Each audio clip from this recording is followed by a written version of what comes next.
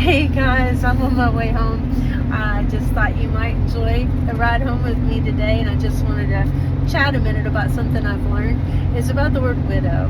Many of you know that my husband passed away August 19, 2021, and that made me a widow. And you've probably never heard me use that word before, except for maybe one time where I said, why is it I don't feel like a widow? But I read something in the Bible this morning that really caught my attention, and I'd like to share it with you if you have a minute. Is the woman in Revelation said, I am no widow. I did, it was the attitude and how she said it, that she needs nothing from no one. And I am a widow. I need God for everything. And when I was married, I needed my husband. I still miss him. I still miss what he did and all he carried and being there for me and the load he took off of me. You know, all the things that a man of God, who God chose for you to be, and you know they're chosen to be your husband and will do for you. And that made me a widow when he died. And so I had to learn. It's not about being a widow. It's the fact that I had to learn I need God for everything. I have to depend on God for every breath that I take. He is my provider, my protector. He defends me when I'm too weak to defend myself. And he just leads me and guides me into all truth. And he loves me. I know that. And so when I saw that in the Bible, and I'm sorry if I get distracted. I don't know if you can see the lake. It's quite beautiful crossing it. It's because I've tried to do this video a couple times, and every time I get a text message, the video stops. So I lose it. So I don't know what I've said and what I've not said, but what I wanted to share is that although I didn't choose to be a widow, what I discovered is it's an incredible classroom that I've learned how much I depend on God, how much I need God, how much I need to depend on God. And that's not weakness, that's strength. Because when you're depending on, say, your husband, you're better off together than you are apart, right? Well, depending on God is like super amplified of when you depend on God like you depended on your husband. And being a widow, that makes me dependent on God. And I think that's why I'm experiencing so many, I don't know what it is. When I thought I was just trying to heal from grief, or there's the like, when I thought I was trying to just heal from grief, I talked about, I realized that what God was really doing beyond healing me, beyond comforting me, was transforming my soul. But now I've learned he's defining widow to me. And yeah, I need God. Isn't that pretty view? I need God in every decision I make. I need him. I need his wisdom. I need him. He's a shepherd to me. He's a father to me. He defends me. He protects me. Provides for me.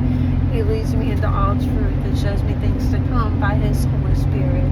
So I need God. I need to depend on him. And that air conditioning is freezing my temples, and I need a hand to turn it down.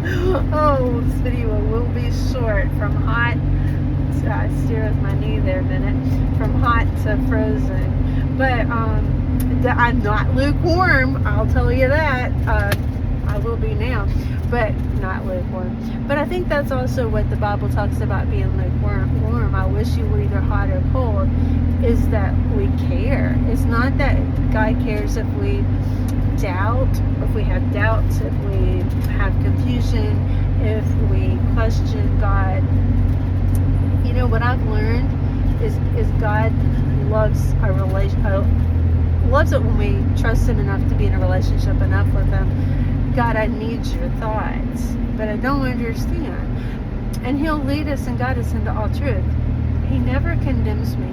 And when the Bible, I don't know if I said this, but the Bible talks about he'll be a father to the fatherless and a judge to the widows.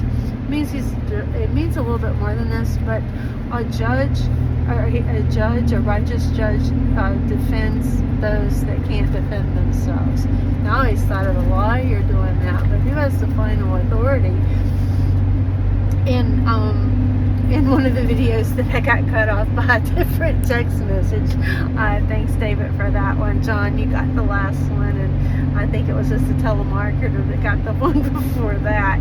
But I thought about it. I think it was it Solomon who was the judge, where two women had babies and one of the babies died, and one of the mothers stole the other mother's baby, and they were fighting over one baby, and so they took the baby before the judge to decide who the rightful mother should be.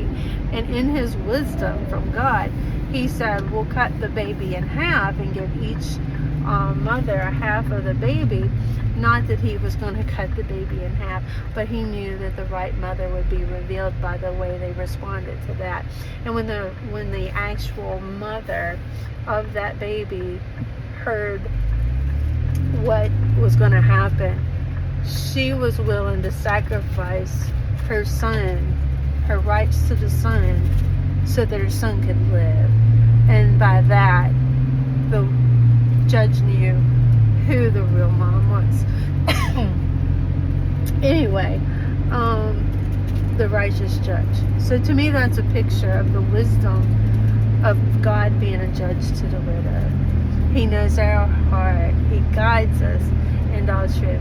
And the most beautiful thing I just want to encourage you is, I've been wrestling with the wrestling, I guess is the way you're supposed to say it, but for me it's always going to be wrestling.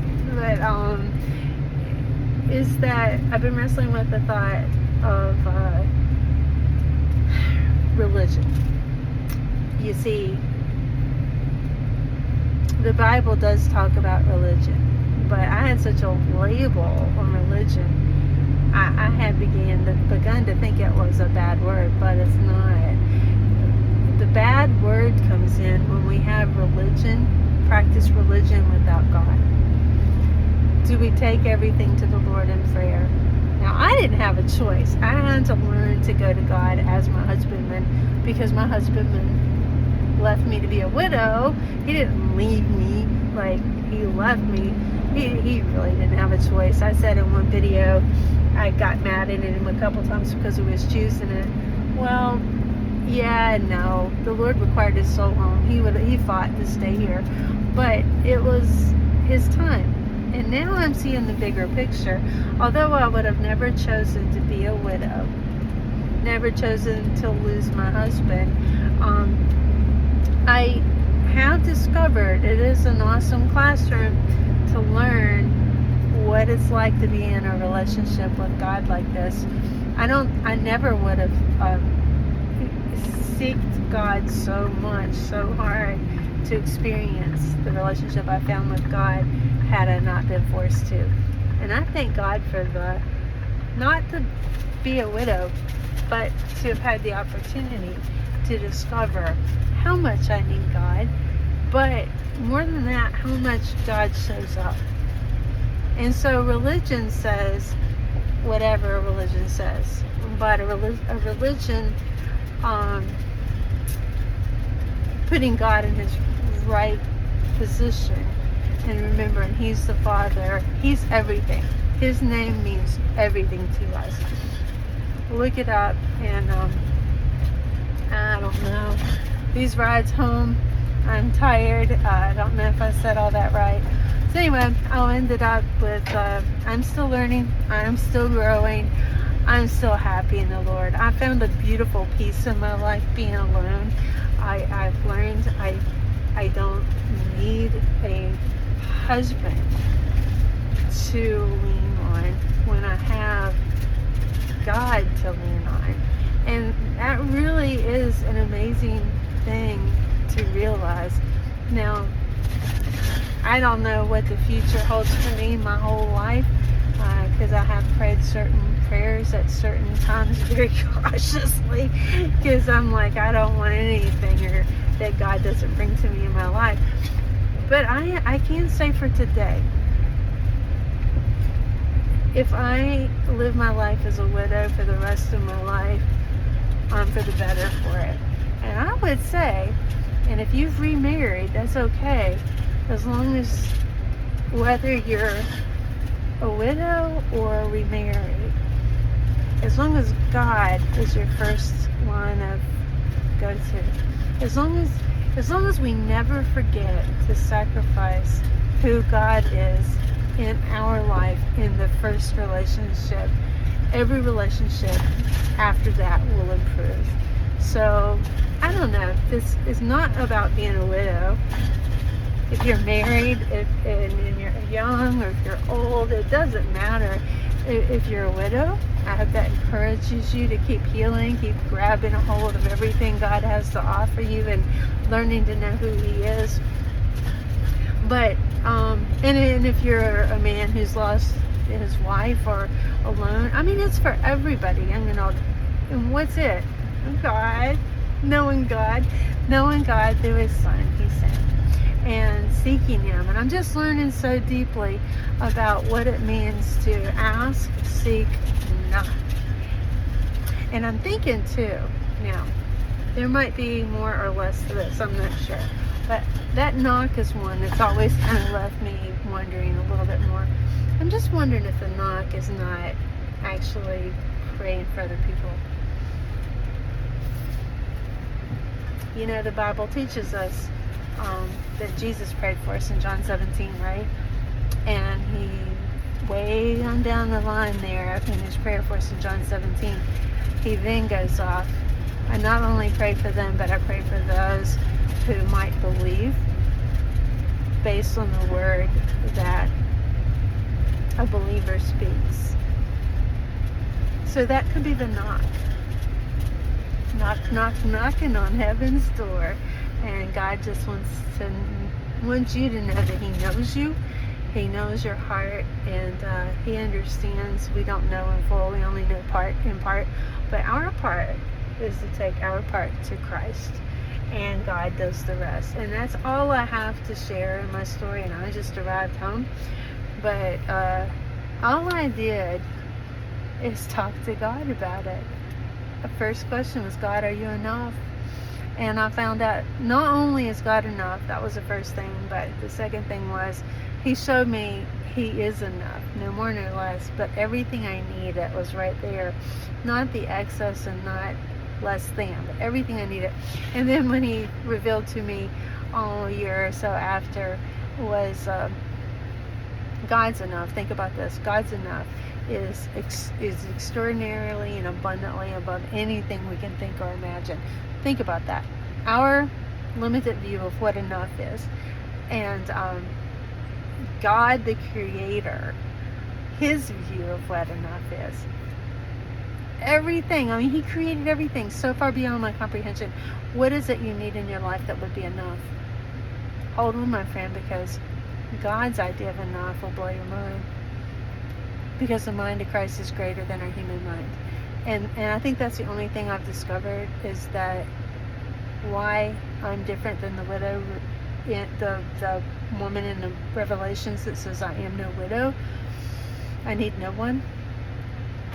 I only know I need God. I only know I need to depend on God. And I only have realized by seeking Him and experiencing Him, because I know I need God, how faithful God has been. So I may be a widow, but I've never been abandoned. And I know my husband lives. I know I'll see him again. I know we'll all be friends up there, and it's going to be a beautiful life. And we'll have a job up in heaven. I think that's really cool to realize that too. We're not going to be some nothing floating on a cloud all of eternity. We're going to have a job. We're going to have a good life. We're going to be up there together. We're going to be enjoying the new life on a new earth. And now we get the opportunity to learn what that means to live with God and experience on earth as it is in heaven today. All right. Well, if I share this, I hope this is good for you. These videos are hard. I think I already told you I'm tangled up in the seat belt. And yeah, so I'm gonna get some groceries out of the car, and yeah, till next time. I hope this is good, and I hope I have the faith to share it. Well, that's it for today. Have a blessed day, and we'll talk soon. Bye.